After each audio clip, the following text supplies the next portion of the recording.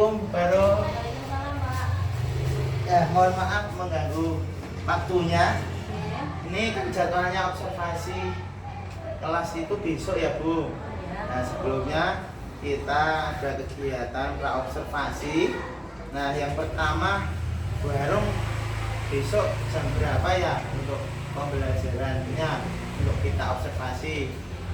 Saya kebetulan besok jamnya pagi, Pak, jam setengah 8 nanti sampai jam 11.04. Ya, ada beberapa pertanyaan Bu sebelum observasi besok kita lakukan. Yang pertama, saya ingin tahu tujuan pembelajarannya itu apa ya Bu? Sebelumnya besok pembelajarannya apa Bu? Jadwalnya Bu? Besok saya jadwalnya matematika. Materi yang akan saya ajar besok itu tentang waktu, Pak. Oh iya. Nah, pertama tujuan pembelajarannya apa Bu? Tujuan pembelajarannya besok itu peserta didik itu mampu menuliskan satuan waktu. Nah, Jam, menit dalam kehidupan sehari-hari. Kemudian nanti peserta didik juga mampu menentukan waktu, membaca jam khususnya. Ya. Kemudian yang terakhir itu nanti peserta didik mampu menghitung lamanya suatu kegiatan berlangsung. iya. Oke, ada 3 tujuan ya Bu ya. Ya, betul. Nah, selanjutnya itu untuk area pengembangan yang tidak dicapai Bu. Hmm. Itu apa saja Bu?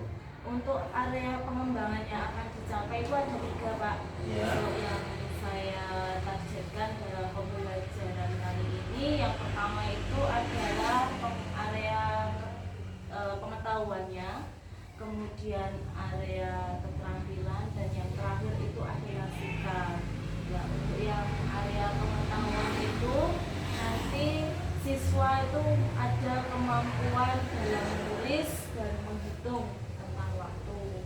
Kemudian untuk area keterampilannya nanti siswa mampu menentukan waktu dengan alat peraga. Nanti saya memakai alat peraga, jadi nanti anak bisa dengan unjuk kerja dia bisa mempraktekkan menentukan waktu. Terus yang terakhir tentang sikap itu nanti ada disiplin, tanggung jawab, proaktif, dan yang terakhir kerjasama. Ya. Ya, ada 3 ya Bu ya untuk yang dikembangkan ya nantinya ya. Nah, untuk strategi yang disiapkan apa Bu? Untuk besok pagi itu Bu. Ya, karena dari awal saya kan sudah melakukan diagnostik awal ya Pak ya. Jadi saya sudah mengetahui kesiapan siswa dalam belajar besok itu, dan akhirnya saya memutuskan untuk memakai pendekatan diferensiasi dalam pembelajaran. Karena memang saya itu kan bisa melihat dari kesiapan siswa, kemampuan awal siswa, dan yang saya tekankan besok itu diferensiasinya adalah terkait kontennya sama diferensi proses. Nah, selain pendekatan itu, saya memakai model pembelajarannya adalah PBL, Problem Based Learning, yang kemudian saya juga memanfaatkan alat peraga. Nanti di sana saya menggunakan jam analog. Kemudian yang saya siapkan lagi juga LKPD-nya tentunya, karena nanti kan untuk mengukur kepemahaman siswa, jadi dalam penilaian saya menggunakan LKPD, dan tentunya yang terakhir rubrik penilaiannya saya siapkan. Ya, terima kasih Bu. Sedikit waktu ini untuk kegiatan pra-observasi. Semoga besok kegiatan observasinya berjalan dengan lancar, Ya. dengan juga menyampaikan materi juga lancar. Nah, semoga dengan kegiatan ini kita bisa mengambil manfaat bersama-sama ya Bu ya. Terima kasih atas waktunya Bu. Mohon maaf apabila mengganggu waktunya. Iya, itu saja Bu. Terima kasih. Assalamualaikum warahmatullahi wabarakatuh. Waalaikumsalam warahmatullahi wabarakatuh.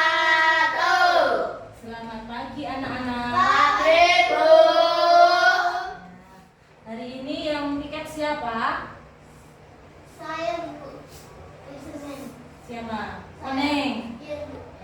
Yang piket memimpin doa nggih. Ya, ayo Mbak Oneng pimpin doa. Di tempat duduk berdoa mulai. Bismillahirrahmanirrahim. Raditu billahi rabba. Ya, sekarang kita menyanyikan lagu Indonesia Raya dulu ya. Oke, yuk kita berdiri dulu sebentar. Yuk Mas Irwan berdiri dulu Mas Irwan. Mas Irwan. Ayo. Diri woy. Enggak malu. Dulu dulu. Nyanyi dulu.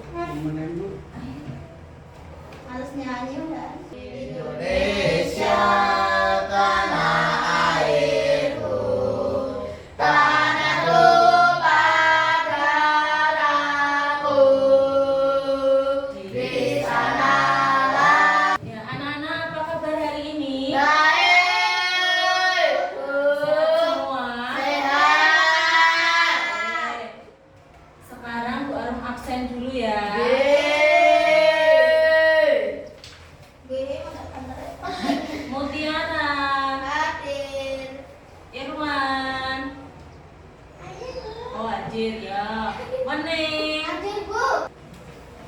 Oke anak-anak, sebelum kita mulai pelajaran pada pagi hari ini, untuk selanjutnya Bu Arum akan mengingatkan kembali kesepakatan kelas yang sudah kita buat, yaitu apa? Ketika Bu Guru sedang menyampaikan materi pelajaran, kalian tidak boleh rame, harus apa? Memperhatikan. Oke. Terus nanti kalau kalian mau bertanya, angkat tangan terlebih dahulu. Nanti setelah diizinkan untuk berbicara, kalian baru berbicara. Ya, anak-anak, Bu Arum ingin menyampaikan sesuatu ya. Jadi belajar itu adalah sebuah kebutuhan untuk kalian, dan makanya kalian tidak boleh malas ya, karena belajar itu nanti akan berguna untuk kalian di masa depan.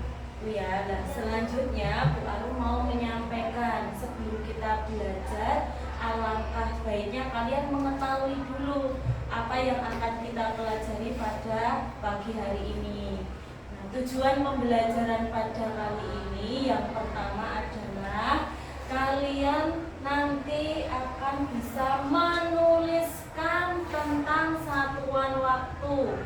Satuan waktu itu adalah jam, menit, dalam penerapan di kehidupan sehari-hari.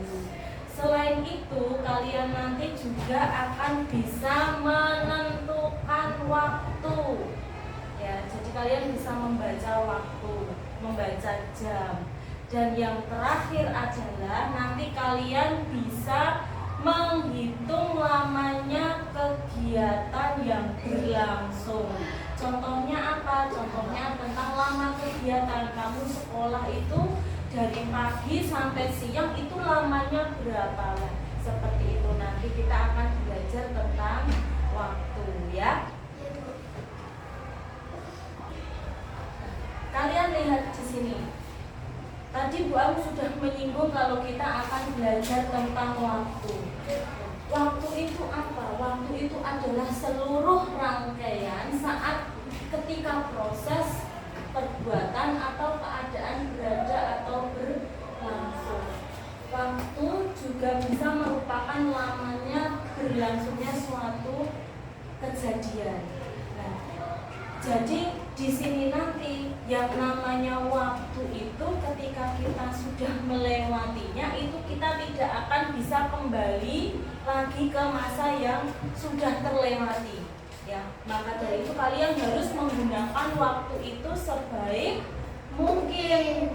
Ya, jangan pernah menunda-nunda waktu, membuang-buang waktu, karena memang waktu itu sangatlah penting.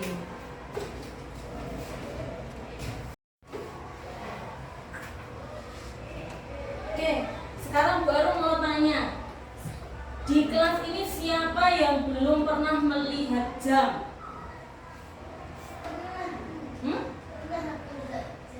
Di rumahnya ada jam? Ya ada jam. Mas Erwan di rumahnya ada jam? Mbak Sally di rumahnya ada jam? Rusak ya. Oke. Jam itu ada dua ya, ada jam digital dan jam manual. Nah sekarang Bu Arum tanya lagi, kalian kalau berangkat ke sekolah pukul berapa? 9. Pukul 8. Nah sekarang kalian lihat ya, ini Bu Arum tampilkan materinya. Di situ terlihat, kalian bisa membaca, jam adalah sebuah unit waktu. Jam adalah alat yang sangat penting dalam kehidupan sehari-hari. Karena jam ini akan membantu manusia untuk mengetahui waktu sehingga dapat menjalankan aktivitasnya sehari-hari secara efektif ya. Nah, di sini ada cara membaca jam. Yang perlu kalian perhatikan saat membaca jam itu adalah kalian mengenal jarum jamnya dulu. Di jam itu terdapat 3 jarum. Ada jarum panjang, jarum pendek, dan jarum yang paling panjang. Nah, ini sekarang Bu Arum punya video cara belajar membaca jam. Kalian perhatikan ya anak-anak ya.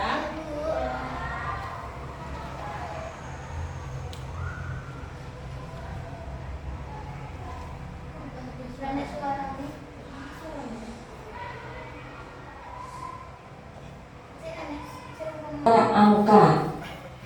Garis-garis itu berfungsi untuk menunjukkan jumlah menit. Satu garis kecil mewakili 1 menit. Jika satu garis kecil mewakili 1 menit, maka saat jarum panjang bergerak dari satu angka ke angka berikutnya, waktunya adalah 5 menit. Pada 1 kali perputaran jam terdapat 60 menit. Coba perhatikan gambar berikut. Nah, sekarang Bu Arum mau mencoba mempraktekkan cara menentukan jam dengan alat peraga yang sudah Bu Arum bawa. Ini adalah contoh jam analog, jam dinding yang sehari-hari kalian miliki di rumah ya. Nah, contoh yang pertama kamu perhatikan, untuk waktu pada pagi hari di sini pukul 5:40 menit. Ya, kita coba tunjukkan tadi untuk jarum pendek adalah menentukan nilai jam ya. Kita arahkan jarum pendeknya itu di angka 5.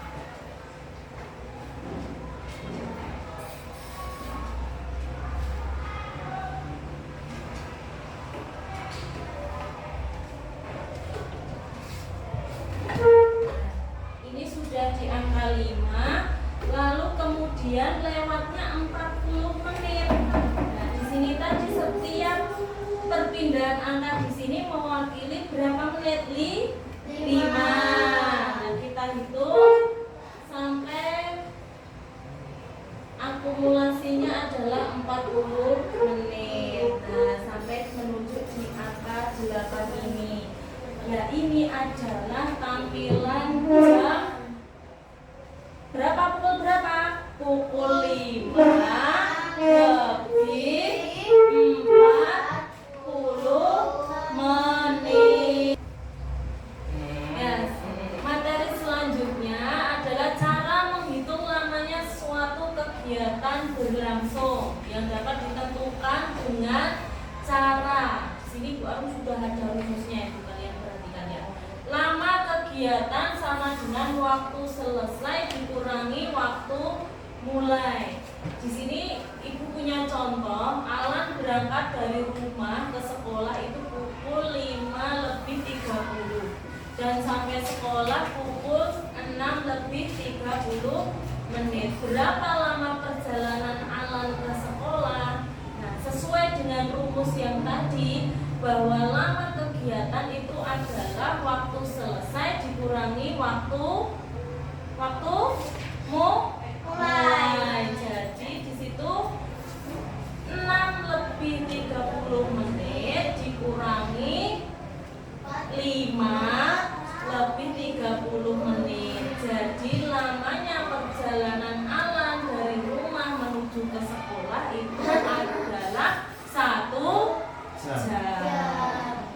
Nah, untuk melihat tadi Bu Arum sudah menjelaskan materinya. Sekarang Bu Arum coba berikan soal untuk mengetes tingkat pemahaman kalian dengan apa yang sudah disampaikan Bu Arum. Bu Arum beri tugas untuk individual dulu ya. Nanti yang tidak bisa atau belum paham bisa kalian bertanya. Nah, sekarang kita ice breaking dulu. Kalian kelihatannya sudah tidak semangat lagi. Oh, masih semangat? Masih Ya udah, semangat. pokoknya kita ice breaking. Coba tekan pokok. Oke anak-anak, supaya kita lebih semangat lagi belajarnya, kita ice breaking dulu. Yuk, kita berdiri. Berdiri semuanya, berdiri. Berdiri. Ya. Sekarang kita membagi kelompok dulu. Bu Arum sudah bagi kelompoknya menjadi 2. Masing-masing kelompok terdiri dari 3 anak. Nanti karena 1 tidak hadir, berarti yang 1 kelompok terdiri dari 2. Ini tugasnya untuk masing-masing kelompok ya. Nanti silakan kalian berdiskusi dengan teman samping kanan kirinya. Iki Tuh. ini kan pukul 8. Jarum pendeknya berarti diangkat berapa? Diangkat ke 8. Coba jarum pendeknya diarahkan ke angka 8.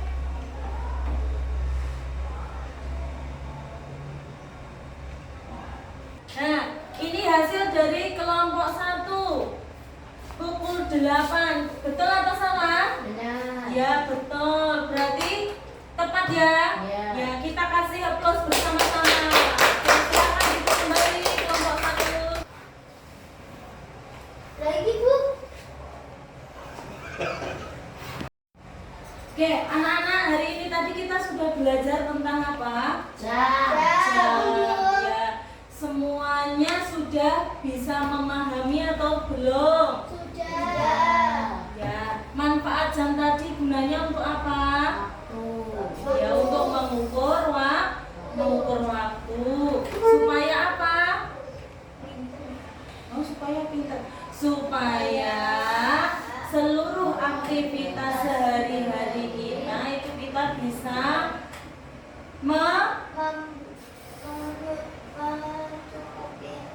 iya, jadi bisa sesuai dengan target waktunya. Anak-anak, setelah kita belajar tadi, sekarang Bu Arum mau bertanya, kira-kira apa yang kalian senangi dari pembelajaran kita pada hari ini? Senang, perasaannya senang. Tuh, kenapa kok sedih? Ya, dari kita belajar ini tadi, Bu Arum lihat kalian sudah bisa memahami apa yang Bu Arum sampaikan. Tapi untuk memperdalam lagi pengetahuan kalian, kepemahaman kalian, ini nanti Bu Arum beri tugas rumah ya. Nanti kalian kerjakan, nanti dikumpulkan di pertemuan yang akan datang. Jangan sampai lupa dikerjakan. Belajar itu tadi Bu Arum mengatakan bahwa belajar itu adalah kebutuhan. Jadi jangan pernah malas. Meskipun kalian sudah paham, harus selalu diulang kembali. Supaya apa? Supaya ingat ya. Karena belajar itu sangatlah penting, dan belajar itu tidak hanya di sekolah tetapi juga di rumah. Sekarang karena waktunya sudah siang dan akan berakhir. Sekarang Bu Arum minta tadi yang piket berdoa tadi Mbak Wening ya. Oke, kita tutup dengan berdoa. Mbak Wening silakan memimpin temannya untuk berdoa dulu. Di tempat duduk berdoa mulai. Alhamdulillahirabbil alamin. Wassalamualaikum warahmatullahi wabarakatuh. Waalaikumsalam warahmatullahi wabarakatuh. Bismillahirrahmanirrahim. Assalamualaikum warahmatullahi wabarakatuh. Saya Sigit Romati, CGP Angkatan 11 Kabupaten Wonogiri dari SLB Mulatsari Rombaturno. Pada kesempatan kali ini saya akan melaksanakan kegiatan percakapan pasca observasi coaching supervisi akademik dengan rekan saya Bu Arum dan dibersamai oleh Bu Yuni Kartika Indrawati sebagai PP saya. Selamat siang Bu Yuni dan selamat siang Bu Arum. Assalamualaikum Bu Arum. Kemarin kita sudah melakukan observasi di kelas. Terima kasih sudah mengajar di tubuh saya ya. Nah, untuk kegiatan percakapan pasca observasi ini baru kita ngobrol-ngobrol dengan tujuan untuk mengevaluasi bersama ya, proses pembelajaran yang kita lakukan demi kebaikan bersama ya. Nah, baru gimana perasaan didengar ketika mengajar, apa beda dengan mengajar pada waktu yang lain pas saya tunggu Ibu? Oh iya Pak Sigit. Kalau untuk kemarin sebenarnya untuk dilihat pembelajaran itu kan tidak hanya sekali saja. Di sekolah kita kan juga pernah ada supervisi yang dilakukan oleh kepala sekolah. Jadi ini bukan pertama kali untuk saya. Jadi perasaan saya ya tidak terlalu buruk, biasa saja. Kemarin Bu Arum mengajar di kelas SMA ya Bu ya. Nah, area yang dikembangkan dalam pembelajaran kemarin apa ya Bu ya? Untuk area yang dikembangkan kemarin itu kan saya menyampaikan materi tentang satuan waktu, tentang jam, menit seperti itu. Nah, untuk area yang dikembangkan kemarin ada 3. Yang pertama area pengetahuan, area keterampilan, lalu area skill. Untuk area pengetahuan itu kemarin saya mengangkat 2, yaitu kemampuan menulis peserta didik kaitannya tentang satuan waktu dan kemampuan peserta didik dalam menghitung cara menghitung berlangsungnya suatu kegiatan. Kemudian yang kedua tadi area keterampilan itu kemampuan peserta didik dalam menentukan waktu. Dan area skill kemarin saya 4 yang saya kembangkan, yaitu tanggung jawab, kemudian kerjasama, kooperatif, sama disiplin. Nah Ibu, jadi area yang dikembangkan di Arum kemarin kan ada pengetahuan, keterampilan dan sikap Ibu. Nah, apakah sudah sesuai dengan harapan panjenengan Bu kemarin untuk anak-anak itu Bu? Kalau secara keseluruhan itu sudah seperti yang saya inginkan. Untuk suasana kelas, tentang pembelajarannya itu sudah sama seperti yang saya rencanakan, sudah sesuai dengan modul ajar yang saya lampirkan ke Pak Sigit kemarin. Jadi ya hanya ada beberapa hal yang memang perlu dievaluasi. Nah, Bu Arum tadi bilang perlu dievaluasi Ibu. Apa ada kendala-kendala yang jenengan hadapi dalam proses pembelajaran itu, Bu? Ada Pak, kemarin ada saya melihat itu ada siswa yang memang kurang begitu aktif.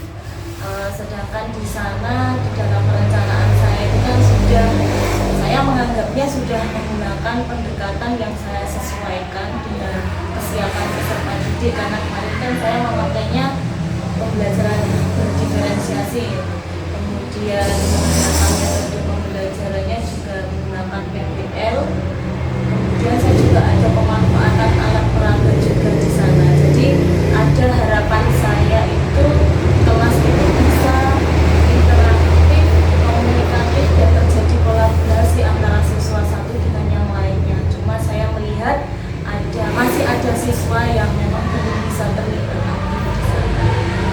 Bu Arif tadi kan juga menceritakan tentang ada anak yang kurang aktif ya, Bu ya. Nah, mengapa menurut Bu Arum mengapa itu terjadi?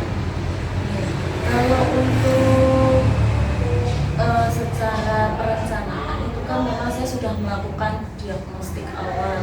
Jadi apa yang saya sampaikan dengan metode apa yang nanti akan saya terapkan itu saya rasa memang sudah sesuai dengan langkah-langkahnya. Cuma ketika saya melihat ada faktor lain Pak di sana, saya melihat memang karena kan yang saya ampu kemarin itu adalah siswa yang memiliki hambatan intelektual.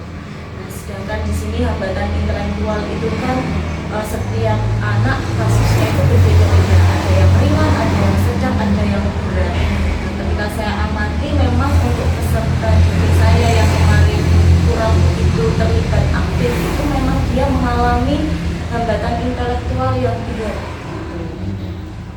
Nah, kalau panjenengan sudah mengetahui kendalanya ya, Bu ya.